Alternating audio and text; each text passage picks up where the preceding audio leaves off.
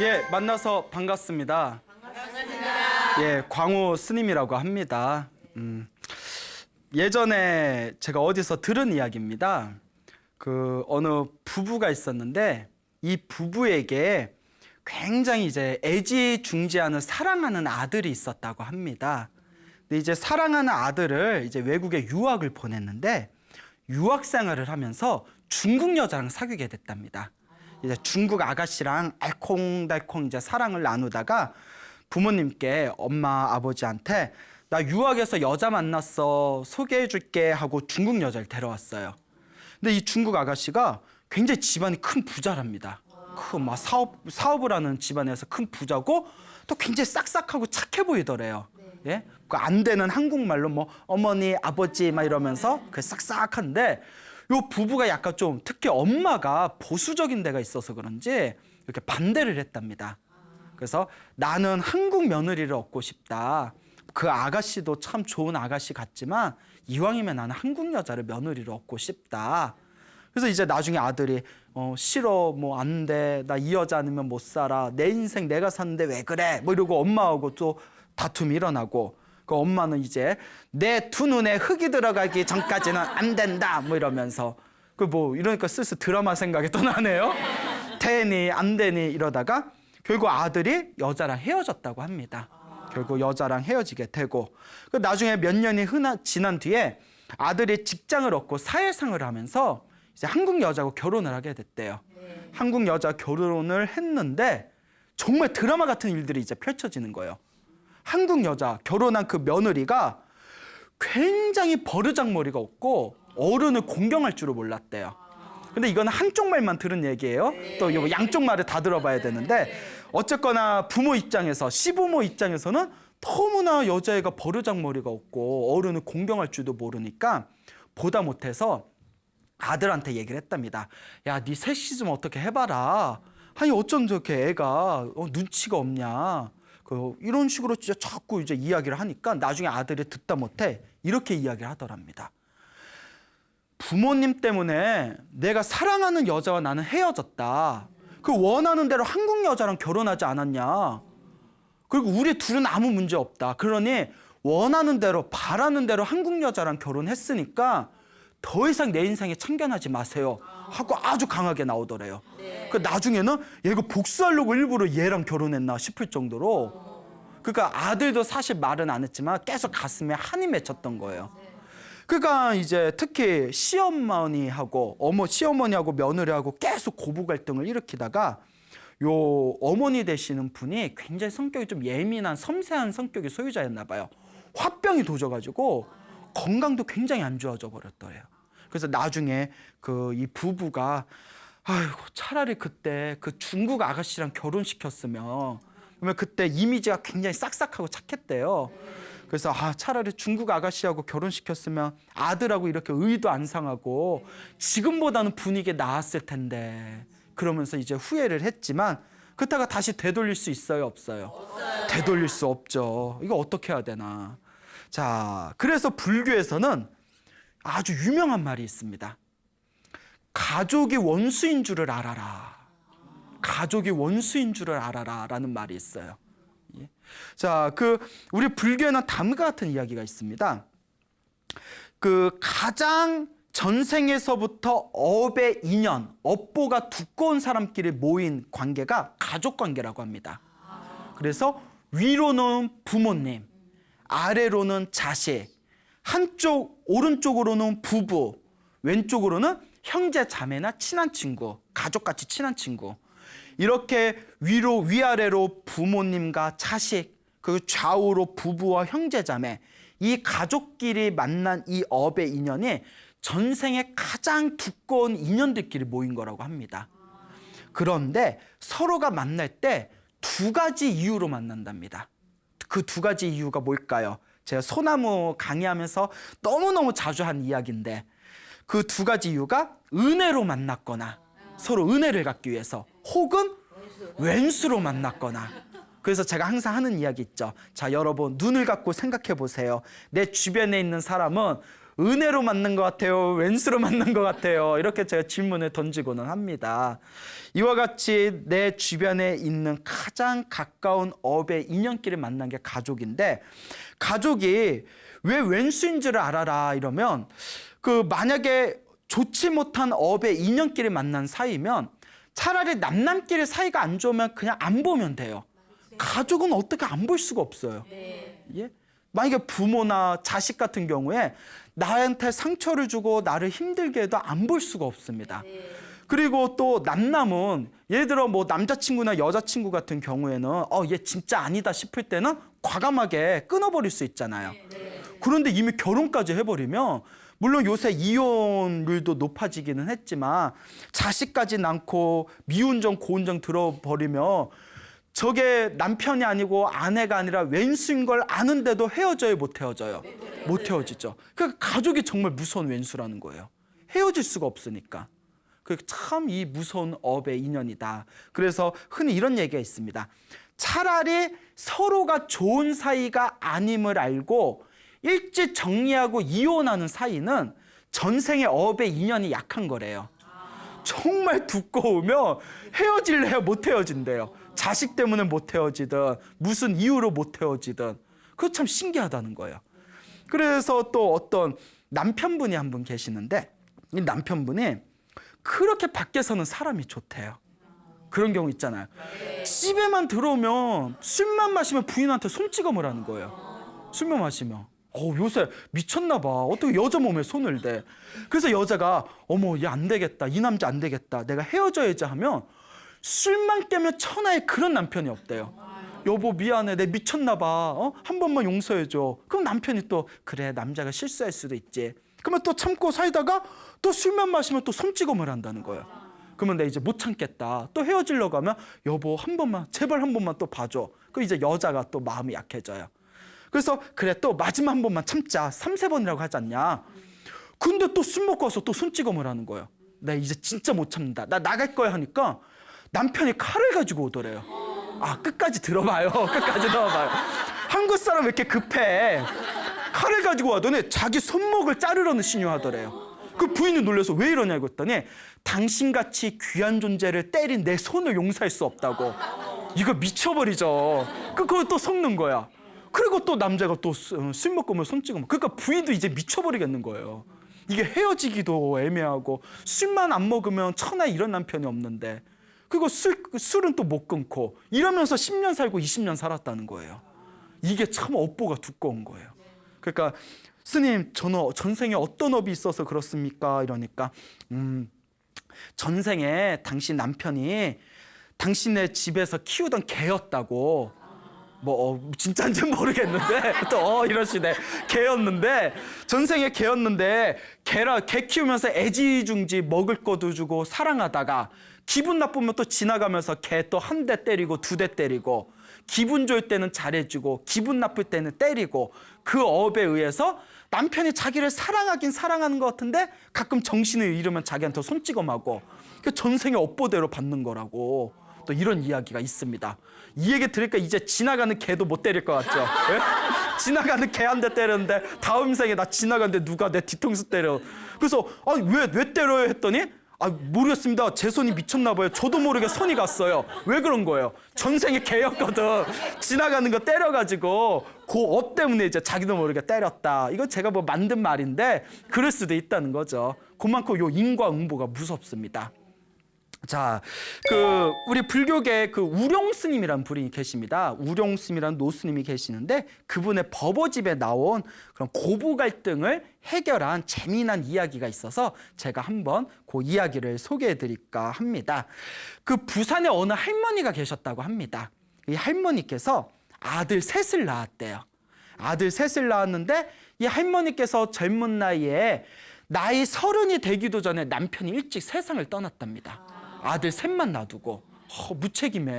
예? 그렇게 빨리 가버리면 어떡해요. 그래서 아들 셋을 오로지 아들 셋만 바라보면서 내가 이 아들 셋은 꼭 대학까지는 보내야겠다 해가지고 그 젊은 나이에 요새 30이면 아가씨죠. 네. 요새 30대 후반만 돼도 아가씨라고 하잖아요. 네. 요새는 화장 기술이 좋아서 그런지 나는 이렇게 차 마시면 20대 후반인 줄 알고 아이고 뭐 아직 20대라 그런지 피부가 고와였다니 뭐 호호호 막 이러는 거예요. 왜 그러냐니까 어머 저 이제 30 중반이에요 이러는 거예요. 그러니까 결혼 안 한 아가씨들은 나이가 많은 줄 모르겠어요. 그 화장인가 뭐 하여튼 그래서 요새 30이면 엄청 젊은 나이인데 30에 공사판을 전전하면서 2년 소리 듣고 전년 소리 들으면서 돈을 엄청나게 모았답니다. 그러니까 옛날에 얼마나 사람들이 거칠었어요. 그렇게 공사판을 다니면서 돈을 차곡차곡 모아서 아들 셋을 딱 대학 보내고 다들 이제 장가를 보냈답니다. 그래서 이제 맏아들이 장가를 가가지고 이제 맏아들하고 같이 며느리와 살게 됐는데 며느리가 괜찮은 며느리가 들어왔는데 며느리를 볼 때마다 마음이 허한 거예요. 왜냐? 아들을 뺏긴 느낌이 드는 거예요. 예. 왜 그럴까요? 엄마의 마음인가요? 그런 얘기 있잖아요. 엄마는 아들을 장가 보낼 때 아들을 뺏긴 느낌이 들고 그리고 아버지는 딸을 또 시집 보낼 때 눈물을 흘린다는 얘기가 있잖아요. 그래서 뭐 예전에 TV 프로 보니까 뭐 이경규 씨 있잖아요. 이경규 씨가 그 딸이 하나 있는데 어렸을 때 딸이 남자친구라고 데려왔을 때 자기도 모르게 그 남자친구라는 애 뺨을 때릴 뻔했대요. 자기도 모르게. 괜히 화딱지가 나가지고 그게 뭐 그 아버지 마음인가 봐요. 저 나중에 어떻게 또 시집 보낼지 모르겠네. 자 어쨌거나 그렇게 며느리를 보면서 아들을 뺏긴 느낌이 들고 뭔가 허전한 느낌이 들다 보니까 자기도 모르게 자꾸 잔소리를 하게 됐대요.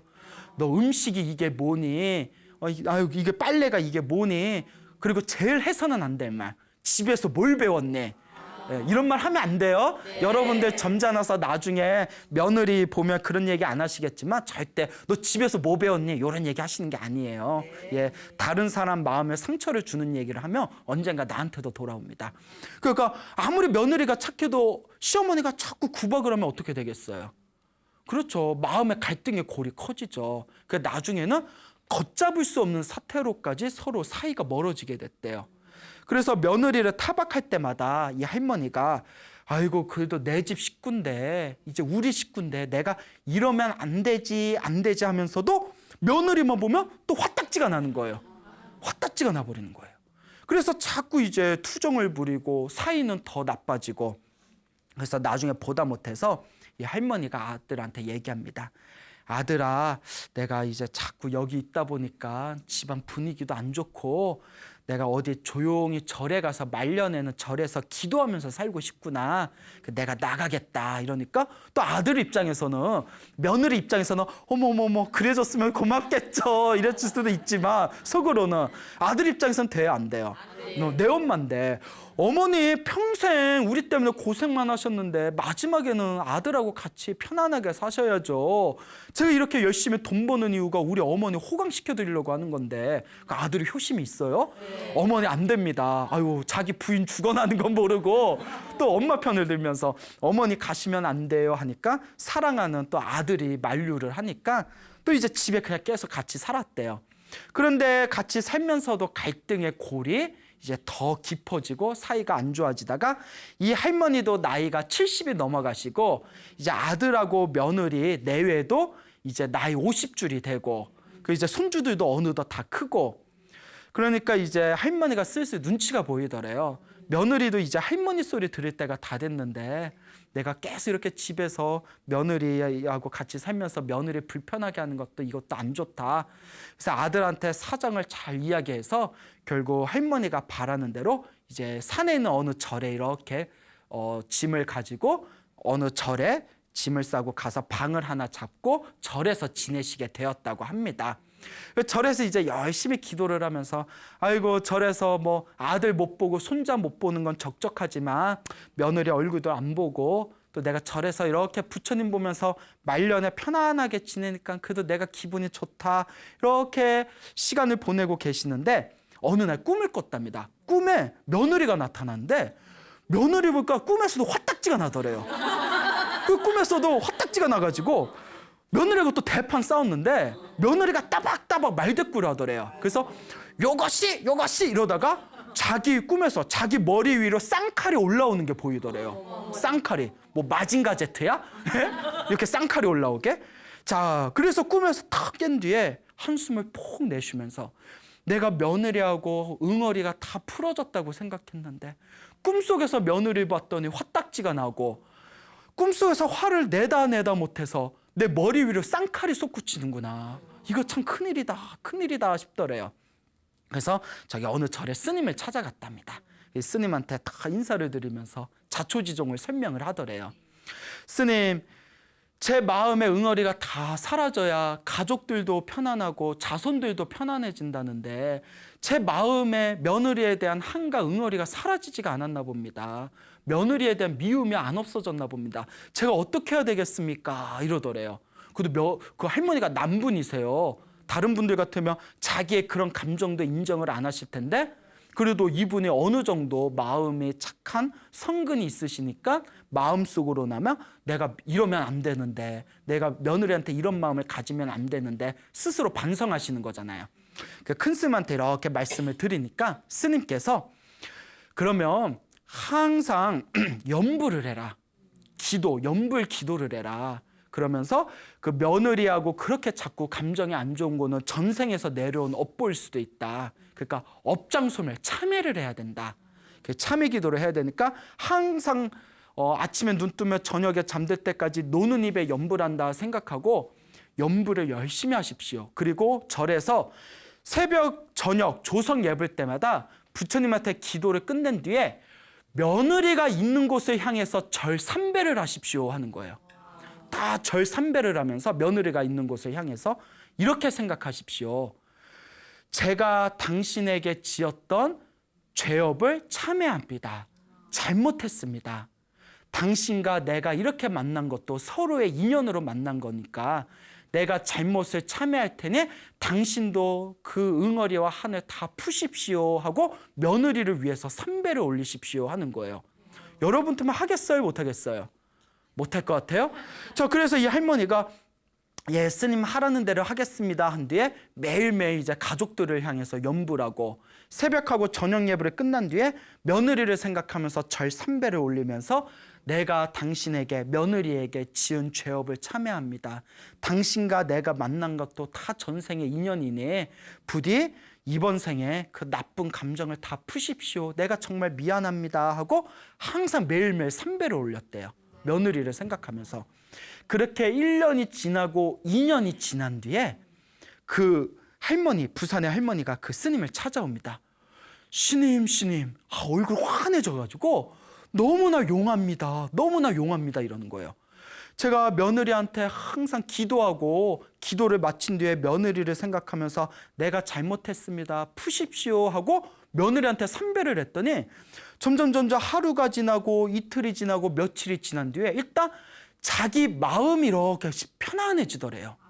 일단 나의 마음이 편안해지더래요. 자, 여기서 중요한 게 여러분 서양의 심리학자들도 하는 이야기가 누군가에 대한 강력한 원한과 원망이 있으면 그게 나중에 심리적인 스트레스로 잠복되어 있어서 그게 큰 병을 일으킨답니다. 시민성 질병을 일으킨대요. 그래서 실제로 어느 아주머니가 있었는데 이 아주머니가 자궁에 병이 생겨서 자궁을 다 드러내고 몸에도 엄청나게 병이 많았대요. 그래서 그 이유를 계속 병원에서 치료도 받고 심리 상담도 받았다가 나중에 놀라운 걸 발견하게 됩니다. 어렸을 때 이웃집 남자에게 아주 어렸을 때 성추행을 당했다는 거예요. 그게 그 원한이 미움이 쌓인 뒤에 그게 스스로를 윽박지르는 그런 어떤 심리적인 질병으로 육체적으로 병이 생겼다는 거예요. 그래서 심리학자의 조언에 의해 가지고 자기를 추행했던 그 남자를 진심으로 용서해 줬대요. 처음에는 힘들었지만 정말 그 사람을 위해서 모든 것을 용서했을 때 결과적으로 몸이 엄청나게 건강해졌다라는 그런 연구 결과가 있습니다. 그 용서의 힘이 이렇게 대단하다는 거예요. 그래서 내가 먼저 한 발 앞서 나가서 며느리를 향해서 내가 먼저 고개를 숙이고 며느리를 향해서 내가 모든 것을 다 내려놨을 때 누가 제일 먼저 마음이 편해졌다? 그렇죠. 할머니가 마음이 편안해지고, 할머니가 마음이 편안해짐에 따라서 갑자기 며느리가 자주 찾아오더래요. 며느리가 찾아와서 어머니 애들 보고 싶을까 봐 손주들 데리고 왔어요 하면서 먹을 것도 가져오고 옷가지도 가져오고, 와서 옛날 같지 않게 막 옆에서 막 앵앵거리면서 어머니 생각해보니까 어머니 안 계시니까 집안이 적적해요 막 이러고. 그러니까 인간의 에너지는 서로 통한다는 거예요. 서로 내가 먼저 여니까 그 에너지가 누구에까지 전달된다. 그렇죠. 며느리에까지 전달됐다는 거죠. 이 이야기를 하면서 지금 며느리하고 사이가 너무 좋아졌습니다 하니까 요 스님이 하시는 말씀이, 하던 대로 계속 기도하십시오. 여기서 멈추지 말고 하던 대로 계속 기도하시기 바랍니다. 그게 업장을 소멸하는 길입니다. 가족끼리 좋지 못한 업으로 만났을 때 그 업을 소멸하는 가장 좋은 방법이 바로 이 참회법입니다라는 이런 이야기가 전해지고 있습니다. 그래서 제가 주변에 보면 뭐 자식하고 사이가 안 좋다거나 남편하고 사이가 안 좋다거나 뭐 며느리하고 사이가 안 좋을 때 기도를 열심히 한 뒤에 사이가 안 좋은 가족을 향해서 마음속으로라도 삼배를 올리고 내가 먼저 잘못했다고 기도하십시오라는 불교의 기도법이 있습니다. 이 방법을 신도들한테 가르쳐주며 어느 신도분들이, 스님 제가 화병이 나서 가슴이 터지는 한이 있더라도 내가 그거는 못하겠습니다, 이런 분들이 있어요. 그게 뭐예요? 자존심이죠. 무슨 자존심, 저 차라리 안 보면 안 보고 제가 화병이 나면 화병이 났지 못하겠습니다라는 분들이 있는데, 그게 바로 업보입니다. 아직 풀어야 할 시절 인연이 오질 못한 거예요. 그러니까 풀 수 있는 것도 운때가 있는 것 같아요. 그러니까 여러분들도 주변에 그렇게 풀어야 되는데 풀리지 않은 좋지 못한 인연이 있으면, 내가 전생에 저 사람한테 못할 짓을 해서 저 사람이 이번 생에 나한테 상처를 주나 보다. 제가 잘못했습니다. 우리 이번 생에 우리 인연을 아름답게 풉시다. 나도 당신에 대해서 원망심을 다 놓아버릴 테니 당신도 나에 대해서 나쁜 감정을 다 놓아버리십시오 하고 스스로 용서하고 스스로 그 사람을 위해서 기도해주면 다음 생에라도 좋은 인연으로 만나게 된답니다. 그런데 나쁜 인연이 있는데 이번 생에 그렇게 지혜롭게 풀지 않으면 다음 생에 또 나쁜 인연으로 만나야 된대요. 지겹죠? 예, 그 인간 또 만나야 돼. 자, 그러니까 이번 생에 잘 푸시길 바랍니다. 알겠죠? 예, 내가 풀고 싶은 사람에 위해서 기도하는 것이 바로 올바른 참회의 기도법이다라는 것을 명심하시길 바랍니다. 호주에 아잠브람이라는 그 영국인 스님이 계세요. 그 아잠브람이라는 스님의 그 이야기에 나온 그런 어떤 또 재미난 또 일화가 하나 있습니다. 이 아잠브람 스님이 있는 호주에 어느 여인이 있었는데, 이제 외국 여자겠죠? 근데 외국 여자이긴 한데 굉장히 독실한 불자였다고 합니다. 그리고 저쪽 티벳 불교 쪽을 믿는 불자였는데, 이분이 항상 집에다가 관세음보살님 불상을 이렇게 모셔놓고 거기서 매일매일 기도를 올리면서 신앙생활을 했다고 합니다. 근데 이 호주 여인에게 한 가지 굉장히 좋지 못한 어떤 그런 조건이 하나 있었는데, 시어머니하고 관계가 굉장히 안 좋았대요. 시어머니하고 너무 안 맞아서 매일매일 관세음보살님 앞에서 이렇게 기도를 했답니다. 제발 시어머니가 저를 안 괴롭히게 해주세요. 제발 시어머니와 악연이 사라지게 해주세요. 시어머니 때문에 힘들어서 못 살겠습니다. 제발 시어머니하고 관계가 잘 풀어지게 해주세요 하고 매일매일 오랫동안 기도를 했답니다. 근데 어느 날 이 아가씨가 이렇게 꿈을 꿨는데 하늘에서 뭐가 이렇게 내려오더래요. 그래서 뭐지 하고 꿈에서 하늘에서 내려오는 걸 이렇게 쳐다보니까 자기가 집에 모셔놓은 관세음보살님하고 똑같은 분이 하늘에서 이렇게 내려오시더래요. 내가 집에서 모시고 있는 관세음보살님이시네 하고 가까이 보니까 뭔가 좀 이상하더래요. 뭐지 하고 이렇게 봤더니 그 관세음보살님 얼굴이 시어머니 얼굴이더래요. 네? 꿈속에서도 소름이 확 끼쳐가지고, 아니 관세음보살님 줄 알았더니 왜 얼굴이 우리 시어머니야. 그리고 이렇게 꿈에서 딱 깼는데, 아니 우리 집에서 모시고 있는 관세음보살님이 하늘에서 내려오셨는데 왜 얼굴은 시어머니일까? 이런 생각이 들잖아요. 그러다가 뭔가 마음에 느껴지는 바가 있었대요. 그날부터 시어머니를 볼 때마다 관세음보살님이다 생각하고 대했답니다. 아, 우리 시어머니가 관세음보살이다. 그리고 우리 시어머니가 관세음보살님이다 생각하고 이렇게 대해주니까 자연스럽게 좀 공경하고 정성스러운 마음이 나오겠죠. 그때 시어머니가 처음에 당황하더래요. 얘가 왜 이러지? 새로운 방법으로 나를 괴롭히는 건가? 시어머니 입장에서도. 근데 며느리가 시간이 지나도 점점 그 정성스러운 모습을 한결같이 보이니까 시어머니도 마음의 문을 연 뒤에 나중에는 며느리와 시어머니가 둘도 없는 친구가 되었다고 합니다. 예, 그래서 나중에 뭐 아들이 잘못하면 아들 편 안 들고 네가 잘못했다고 왜 아내를 그렇게 속썩이냐고 이럴 정도로 가장 든든한 지원군이 되었다라는 이야기가 전해지고 있습니다. 이 이야기에서 우리가 생각해 볼 수 있는 것은 결국 누가 변해야 된다? 그렇죠. 내가 변해야 된다는 겁니다. 내가 변해야 된다는 거죠. 사실 불자분들 중에서 기도하실 때 이렇게 기도하는 분들이 있어요. 내 남편이 좀 변하게 해주세요. 내 자식이 변하게 해주세요. 내 시어머니가 변하게 해주세요. 내 주변에 있는 누가 변하게 해주세요. 근데 누구는 정작 변하지 않아요. 나는 변하지 않아요. 나는 변하지 않고 남만 변하게 해달라고 기도한 뒤에 꼭 스님을 찾아가서 스님 열심히 기도했는데 하나도 변하는 게 없어요. 그때 큰 스님들은 이렇게 말씀하십니다. 너나 잘해라. 네? 너나 잘해라. 왜냐하면 사실 남편이 내 속썩일 때도 있고 아내가 나를 속썩일 때도 있고 자식이 나를 속썩일 때도 있습니다.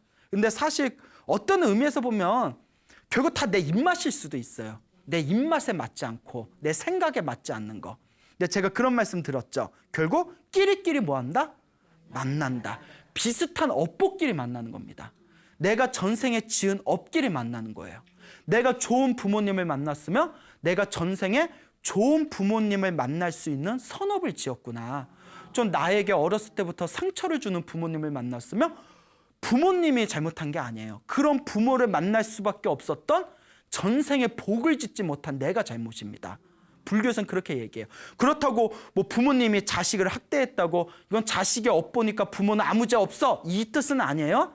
다만 내가 지은 업보대로 만나는 거니까 이번 생에 열심히 복을 짓고 남을 원망하는 마음을 버려야 된다. 그게 핵심입니다. 알겠죠? 나 속썩이는 자식을 만나면 그것도 누가 지은 업이에요? 내가 지은 업이에요. 어떤 분이 그런 얘기를 하더라고요. 내가 너무나 사랑하는 아들이 있었는데 아들이 결혼을 하고 나서 부인한테 폭 빠져가지고 나는 거들떠도 안 본다고. 예전에는 아들 때문에 너무 상처받아가지고 막 눈물을 흘리는데 울다가 눈물에서 뭐가 막 자꾸 걸리길래 뭔가 하고 이렇게 빼봤더니 걔 낳았을 때 먹었던 미역줄기가 나오더라고. 말도 잘해서 그 미역줄기 빼느라고 엄청 고생했대요. 그러니까 걔 아들 낳고 먹은 미역이 아까울 정도였다는 거죠. 그 미역줄기를 막 빼셨다고. 예? 자, 그와 같이 그런 자식 때문에 상처를 받은 것도 전생에 좋은 자식을 얻을 만한 복을 짓지 못했기 때문입니다. 또 전생에 복을 많이 짓고 사람들한테 많이 베풀었던 사람은 또 이번 생에 좋은 자식을 만날 복을 짓게 되는 거죠. 아내도 남편도 내 주변에 있는 사람들도 내가 지은 복대로 만나는 거예요. 명심하시기 바랍니다. 이 세상에 내가 원망할 수 있는 사람은 없습니다. 왜? 결국 내 업대로 만난 거기 때문에. 그런데 머리로는 다 이해가 간대요. 근데 감정으로는 돼야 안 돼요. 안 되죠. 그래서 속썩이는 사람 보면 맞아, 광우스님이 그랬지, 내 업보대로 만난 거라고 라고 생각하면서도 입으로는 쌍소리가 나와요. 이런 씨 하고, 예? 속상하니까. 그래서 저도 그래요. 저도 수행이 부족한지 말은 이렇게 하면서도 저 힘들게 하는 사람 보면 아유, 저 인간을 내가 어떻게 해야 되나, 내가 전생에 무슨 업을 많이 졌길래 저런 사람을 만났나, 그런 일에 좀 한탄이 나올 때가 있습니다. 중생들 수준이 비슷하죠. 하지만 명심해야 됩니다. 내가 지은 복대로 만난다는 거, 이것을 명심하시길 바랍니다. 자, 예전에 그 중국에 있는 어떤 일화인데요. 어느 여인네가 아주 사랑스러운 아기를 낳았다고 합니다. 그래서 아기가 너무 예뻐가지고 아기야 너는 전생에 어떤 인연이 있어서 이렇게 내 뱃속에서 풍덩하고 나왔니 하면서 막 볼을 비비니까 아기가 새근새근 자다가 갑자기 눈을 번쩍 들더니 내가 엄마 전생에 시녀였는데 엄마가 나한테 동전 2닙을 주기로 했는데 안 줘가지고 그거 받으러 왔다? 이러는 거예요. 아기가. 무슨 공포 영화야? 그 엄마가 놀래가지고 애를 떨어뜨릴 뻔한 거예요. 그래서 어머 그럼 너 내가 동전 2닙을 주면 갈 거니? 받았으니까 가야지 이러는 거예요. 아기가. 그래서 아기를 침대에 눕혀놓은 뒤에 혹시나 하고 동전 2닙을 이렇게 올려놨대요. 그 아기가 갑자기 몇 번 응애 응애 하고 이렇게 울음을 터뜨리더니 그 자리에서 숨을 거뒀다라는 이야기가 있습니다. 물론 뭐 이게 실제로 있었다는 얘기가 아니라 그만큼 부모와 자식이 만나는 인연이라는 것이, 우리가 가족끼리 만나는 인연이라는 것이 은혜로 만나든 원수로 만나든 서로 무언가 빚이 있기 때문에 만났다는 거예요.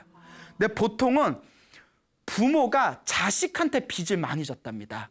그래서 우리가 자식을 낳으면 자꾸 무언가를 퍼줘야 되는 거예요. 남의 자식 같아봐요. 그렇게 퍼줘야 안 퍼줘요? 안 퍼주죠. 내 자식이니까 공부 안 하는 거 뻔히 알면서 비싼 학원 보내고 그렇잖아요. 공부 안 하는 거 뻔히 알면서 비싼 책 사주고, 이거 고마워하는 줄, 고마워할 줄 모르는 거 뻔히 알지만 내 새끼니까 비싼 옷 사주고, 그래야 안 그래요?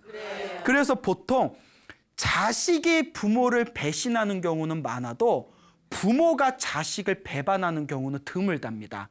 왜냐? 그만큼 전생에 부모가 자식한테 빚을 많이 져서 만난 사이가 부모 자식이라고 합니다. 보편적으로.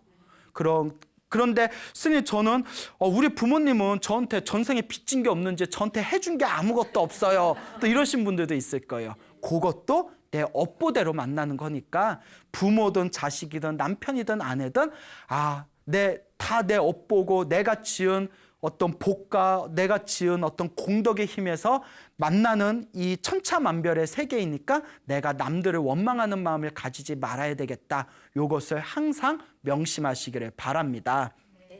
그 중국에서 있었던 일이라고 합니다. 그 어느 독실한 젊은 불자 부부가 있었대요. 독실한 젊은 불자 이 부부가 있었는데, 이 젊은 불자 부부가 이렇게 이제 결혼 생활을 하다가 이제 아이를 가지게 됩니다. 그 아이를 가진 뒤에 우리가 열심히 태교를 하자 해가지고 지장경을 열심히 읽었답니다. 항상 부처님한테 기도하고 염불하고 절하고 부부가 지극정성으로 경전을 독송하면서 태교를 했는데, 근데 이제 애를 가진 뒤로 자꾸 그 아내 되는 사람이 입덧이 심하고 몸이 퉁퉁 붓고 막 몸에 자꾸 아프고 나중에는 좌골신경통까지 걸리고, 그러니까 너무나 그 임신을 한 10개월 동안 너무너무 몸이 힘들었대요. 하지만 이 부부가 생각할 때 우리가 아름다운, 우리가 사랑하는 아기를 얻기 위한 인고의 과정이다 생각하면서 그렇게 하루하루를 견디면서 기쁜 마음으로 부처님께 기도를 하면서 건강한 아이를 낳기를 그렇게 축원을 올렸다고 합니다. 그리고 드디어 이제 10개월이 지난 뒤에 이제 해산일이 다가왔어요. 그래서 이제 아기를 낳았는데 아기가 탯줄이 목에 걸려가지고 목에 감겨서 죽은 채 태어난 거예요. 그렇게 기도를 열심히 했는데 그때가 중국의 설날 전날이었대요. 그 집안 식구들도 난리 나고 부부도 너무 시리에 빠지고, 그 나중에는 불교를 믿지 않는 가족들이 거봐라, 불교는 미신이다. 너희들이 그렇게 열심히 기도했는데도 죽을 나이도 다시 살아나야지. 어떻게 태어난 아이가 저렇게 좋지 못하게 죽어서 낳을 수 있단 말이냐.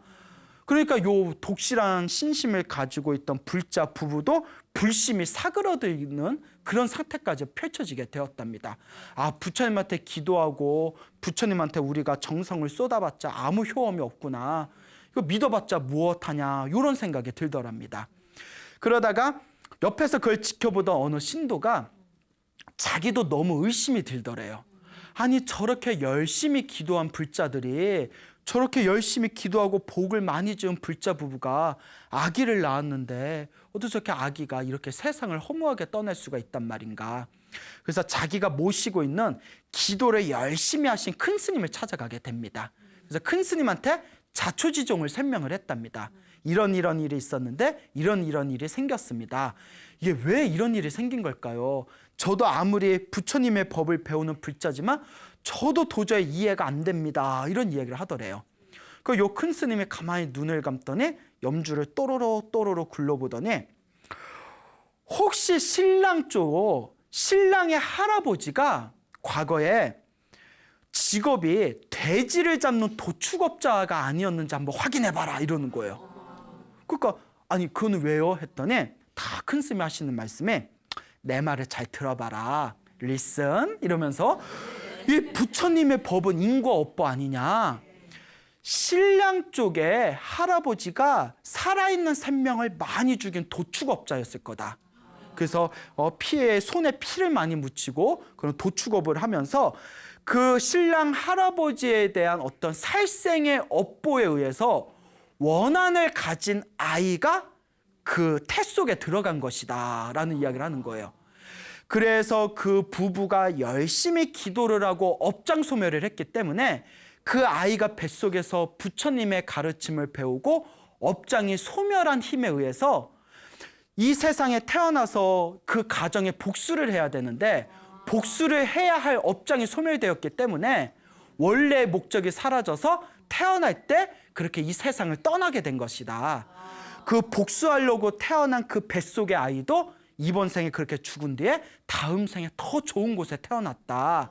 이런 이야기를 하시면서 만약에 그 부부가 열심히 복을 짓지 않고 기도를 하지 않았더라면 그 아이가 살아있는 채 태어나서 어렸을 때부터 온갖 말썽을 부리고 나중에는 그 집안을 패가망신시키는 그런 불효자가 되었을 것이다. 이거는 모두 다 그 할아버지 때 무서운 살생을 많이 저지른 살생의 업보이다. 이런 말씀을 하시더래요.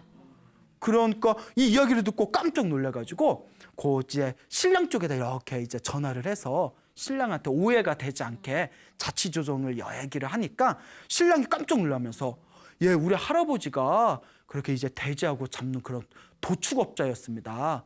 근데 할아버지가 돌아가실 때 엄청나게 큰 병에 걸리셔서 돌아가실 때도 오만 고생을 하다가 돌아가시는데 마지막 돌아가시는 모습도 굉장히 흉측하게 돌아가셨습니다.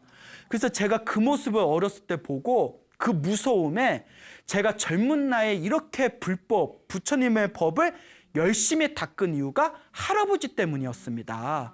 그런 이야기를 줄줄이 하는 거예요.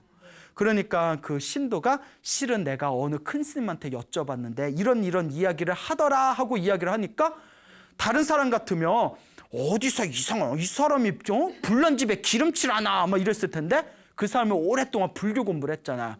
아, 제가 그렇잖아도 저도 이거 깨서 절에 다녀야 되나 말아야 되나 마음의 신심이 많이 떨어졌는데 그 얘기를 듣고 제가 이치를 잘 따져보니까 그 말씀이 맞는 것 같습니다 하고 인정을 하더랍니다. 그러면서 신랑이 하는 얘기가 참 희한한 게 할아버지가 그렇게 돌아가신 이후로 우리 집안에 이상하게 정신적으로 온전하지 못하거나 육체적으로 병이 많은 자손들이 많다고 아마 이게 다 인과법인가 봅니다. 이런 얘기를 하더랍니다. 그래서 그 큰 스님이 나중에 그 말을 들은 뒤에 그 부자 부부는 열심히 기도를 하고 업장 소멸을 많이 했기 때문에 앞으로 자식도 잘 낳고 앞으로 좋은 일이 많이 펼쳐질 것이다. 그러니 이제 더 이상 걱정할 필요 없다. 이런 이야기가 그런 중국 불교에 전해지는 그런 재미난 이야기가 있습니다. 여러분 믿습니까? 네. 예, 우리가 이와 같은 인과 업보의 거대한 세계에 대해서 확신을 가지셔야 됩니다. 그래서 불교는 내가 지은 업보를 완전히 소멸시킬 수는 없어요. 대신 크게 받을 것을 어떻게 받는다? 작게 받는다는 거예요. 크게 받을 것을 작게 받을 수 있다. 그러니까 집안이 어렸을 때부터 그냥 온갖 어른들 소가리 시키게 말썽 부리다가 나중에는 집안을 패간망신시키는 그런 불효자가 될 뻔한 아이를 이번 생에 아이가 일찍 세상을 떠나는 걸로 부모로서 가슴 아파하고 눈물을 흘린 그런 업보로 이렇게 축소돼서 소멸이 된 겁니다. 무슨 말인지 알겠죠? 네. 이와 같이 가족이 원수인 줄을 알아라. 이 말은 가족이 다 원수라는 것이 아니라 전생에 큰 원한을 가진 왼수가 무엇으로 많이 태어날 수 있다? 가족으로 태어날 수 있다는 겁니다. 왜? 가족의 인연은 뭐 하기가 어려우니까 끊기가 어려우니까 두고두고 괴롭히겠다는 거예요. 그런데 여기서 중요한 게 있어요. 왜? 소름 끼치죠? 선생님, 저 아무리 봐도 제 남편이 아무리 봐도 왼수인 것 같아요. 어떻게 해야 될까요? 그 만난 업도 누구의 인연이다? 내 업의 인연입니다. 그러니까 내 남편이 너무 왼수라 생각하지 마시고 내가 풀어야 할 숙제가 여기 왔구나. 이번 생에 내가 지혜롭게 잘 풀어야지 생각을 해야 됩니다. 내 아내가 왼수같이 느껴질 때 내 아내가 왼수 같은 저 여자 전생에 뭐였길래 여기 와서 나를 괴롭히나, 이게 아니라 내가 지은 업대로 만났으니 내가 이번 생에 잘 풀어야지 생각을 해야 됩니다. 자식 때문에 서러운 일이 생기거든 자식이 왼수라더니 저걸 봐야 돼 말아야 돼가 아니라 내가 지은 업보대로 내 자식을 만났으니 내가 이번 생에 뭐 해야지? 잘 풀어야지. 이렇게 복과 지혜를 닦으면서 부지런히 참회 기도를 하시기 바랍니다. 알겠죠? 네. 여러분, 이런 얘기 맨날 들어도 내가 집에 가서 기도를 안 하면 아무 소용없어요. 그러니까 우리 불자 여러분, 내가 지은 업보대로 다 내가 만난 인연이다 명심하시고 열심히 기도하시고 복과 지혜를 닦으셔서 다음 생이라도 우리가 더 행복하고 좋은 몸을 우리가 받아야 된다, 만나야 된다라는 것을 똑똑하게 명심해 주시길 바랍니다. 여러분, 행복해지고 싶습니까? 네. 행복한 삶을 창조하고 싶습니까? 네. 복을 지으십시오. 선업을 지으십시오. 공덕을 쌓으십시오. 복과 선업과 공덕의 힘이 여러분들을 진정한 행복의 길로 이끌어 줄 것입니다. 오늘 여기서 마치겠습니다. 소중한 나 무한 행복!